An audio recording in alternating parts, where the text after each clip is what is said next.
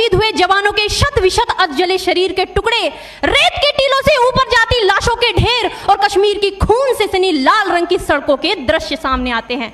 उस पर मेरे प्रतिपक्षी महोदय का कहना ये कि मानवाधिकारों की अनुपालना करते हुए देश से उग्रवाद और आतंकवाद को समाप्त किया जा सकता है। महोदय, अब तो हमारा तिरंगा झंडा भी हमसे ये पूछने लगा है कि क्या बात है भारत, आजकल फहराने से ज्यादा मैं कफन में दफनाने के क्यों काम आ रहा हूं। महोदय, हृदय तो उस दिन फट गया जब बूढ़ी मां अपने बेटे के चिथड़ों को देखकर बोली कि साहब, आप तो भर्ती में 1 इंच भी कम नहीं लेते, मैं आधा शरीर कैसे ले लूं।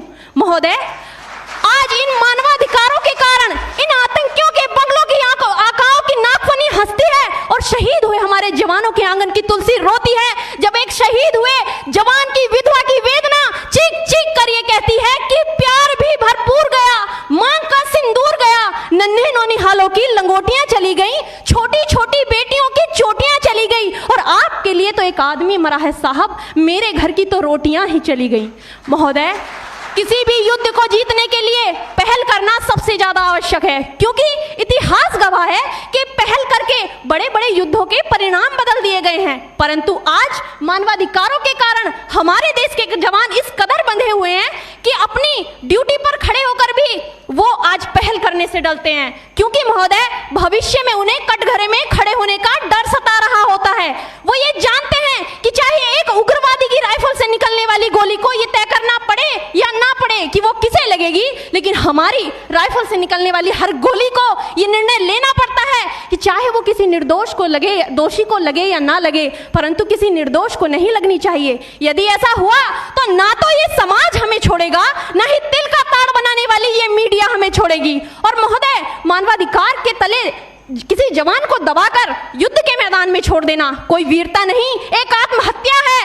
क्योंकि महोदय, फूल को श्रृंगार दो ये मुमकिन नहीं और एक वीर को झनकार दो ये मुमकिन नहीं। जो हाथ बांध दे सेना के, ऐसे मानवाधिकार का पालन संभव नहीं। महोदय, आज सत्यनिष्ठा के मार्ग पर चलते हुए भी हमारे देश का जवान इन आतंकवादियों, इन पत्थरबाजों से डरता है, क्योंकि वो जानता है कि उसकी राइफल से निकलने वाली गोली अगर टारगेट को हिट नहीं भी करेगी तो भी 400 मीटर तक जाएगी, और यदि इस बीच वो किसी निर्दोष को लग गई तो महोदय हमें अपनी नौकरी से हाथ तक धोना पड़ सकता है।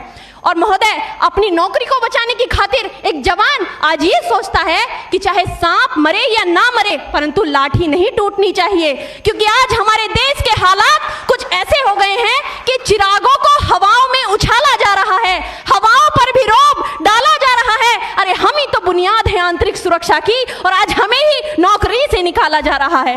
महोदय, जब पुलवामा में 44 जवान शहीद हुए, छत्तीसगढ़ में 76 जवान शहीद हुए, तो कोई भी मानवाधिकार की दुहाई देने वाला हमारे पक्ष में आकर खड़ा नहीं हुआ। परंतु जब जेएनयू विश्वविद्यालय में एक देशद्रोही के द्वारा भारत तेरे टुकड़े होंगे, अफजल हम शर्मिंदा हैं जैसे देशद्रोही नारे लगते हैं, तो सारे मानवाधिकार के ज्ञाता आकर उसके पक्ष में खड़े हो जाते हैं। तभी तो क्या कहा था उस देशद्रोही ने कि तुम एक अफजल को मारोगे, हर घर से अफजल निकलेगा। तो मैं भारत की बेटी अपनी भारतीय सेना की तरफ से आज ये ऐलान करती हूँ कि उस घर में घुसकर मारेंगे जिस घर से अफजल निकलेगा, वो कोख नहीं पलने देंगे जिस कोख से अफजल निकलेगा। उठो देश के वीर जवानों, तुम सिंह बनकर दहाड़ दो और एक तिरंगा झंडा उस कन्हैया के सीने में गाड़ दो।